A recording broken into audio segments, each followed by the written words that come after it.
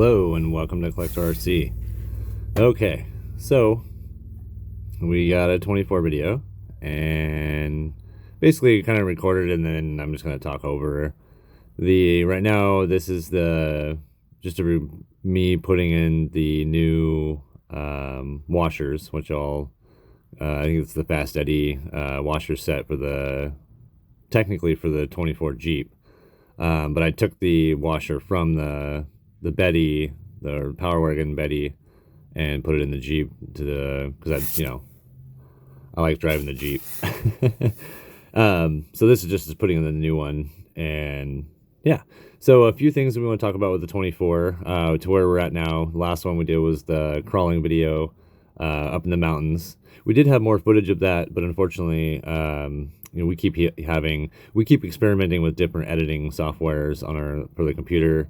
We just haven't found the one we like yet, so that's why you sometimes get videos with a lot of weird stuff in it. Kind of, especially if it has a lot of stuff. It's because we're just testing a bunch of stuff out. But anyway, so yeah, with 24s where we're at now, we kind of went over a majority of the parts on what we consider things to upgrade and things not to upgrade. We had a video for the unnecessary, for some of the parts that are offered out there that you just don't really need to get. If you're looking for more show and the kind of the eye candy look, then definitely, do what you got to do to get there. And the reason why we have so many parts on our Jeeps and, what we do with the Jeep is because we wanted to test out what's worth it and what isn't worth it. And we've pretty much reached the level with the Jeep where there's not really much more left to do. We have a battery tray and there's a couple parts we could do, but again, those aren't really necessary parts. We would consider the last few things more of the unnecessary. You don't need to have a metal battery tray in there. You could do just as fine with the plastic one in there.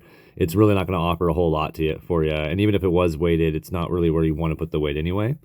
So I think now we're at a point where we're going to head and, like we mentioned before, what we're going to list is our top 5, and that will be on the next video that we do for the 24, for the Big Push series. But in this one, we're going to kind of go over a couple other topics that kind of relate to the 24 and just the overall the atmosphere of the 24s. One of our big things is that we're trying to make sure that the 24s get more involved in a lot of like the local events, no matter where you live. And some places are already doing that. Especially for how popular these 24s are.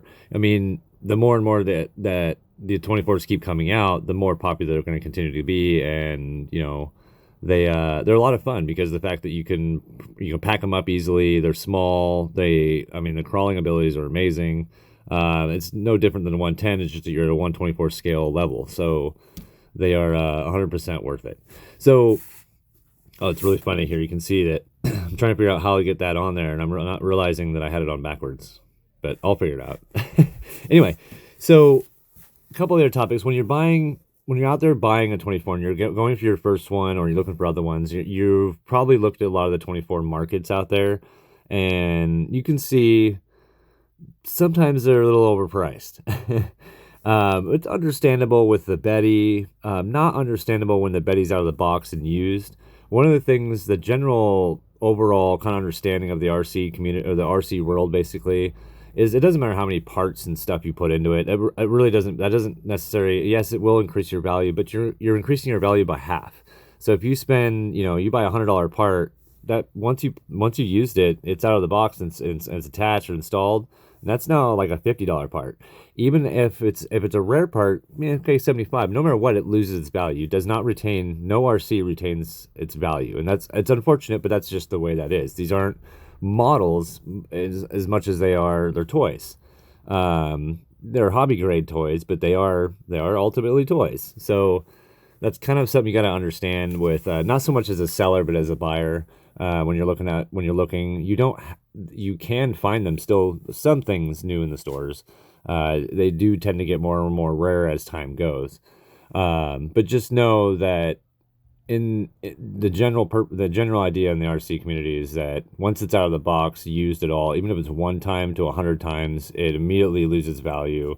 A lot of times, most RCs will lose almost 50% value within 1 or 2 plays.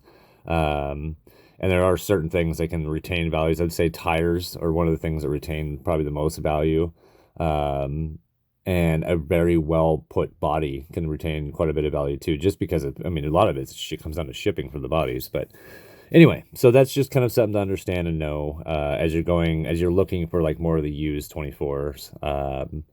And yeah, there are certain parts that are kind of difficult to get that you may not be able to find, and you will get if you buy a particular 24, and maybe that's the part that you want. So it's, I mean, it is up to you, but it's just a tip that be careful on how much you're spending. If it's got say if you buy $120 just a Jeep 24, right? It's got no upgrades, it's been played with. Immediately it's probably about a $50 to $75 car. I know that sounds horrible, and a lot of people that sell their cars are like, no, that's not, no, that realistically, I mean, with no upgrades, out of the box, played with, you know what I mean? It's the motor wear and tear on the 24s in general, it takes a lot. So you kind of have to, if it's okay, cool, how many times you played with it? Well, just a little bit. Okay, well, I'm going to predict that the motor's got about 50% life left, even with stock. And, you know, that's kind of the things you have to think of. So, anyway, the next thing we want to talk about is, you know, it's going to be the next step what we're doing with the 24. We're going to go ahead and with the Power Wagon that you see I'm working on right now here, that's going to go into, we're going to convert it into a belly crawler. That's kind of our goal. So the next thing we're going to do is go ahead and get a brushless system. We're going to go through a series of how to do that. There's quite a bit of videos out there, people already doing that, but we want to, you know, kind of what we do is we'll buy a few different options. We start on the lower end, see how those work out, and then we'll work our way up. We like to see what's the best bang for your buck, and sometimes we get lucky and we come across items that are actually really cheap, but yet are really, really good. So that's what we look for. And we'll do the same thing with the 24 doing with the Power Wagon here, or the Betty. So yeah, that's kind of the next step that we're going to adventure into for, you know, the next step in crawling, make a 24 belly crawler. Until then, though, we do have some cool little mini event things we're going to end up doing, some cool crawling stuff we're going to do with the 24s.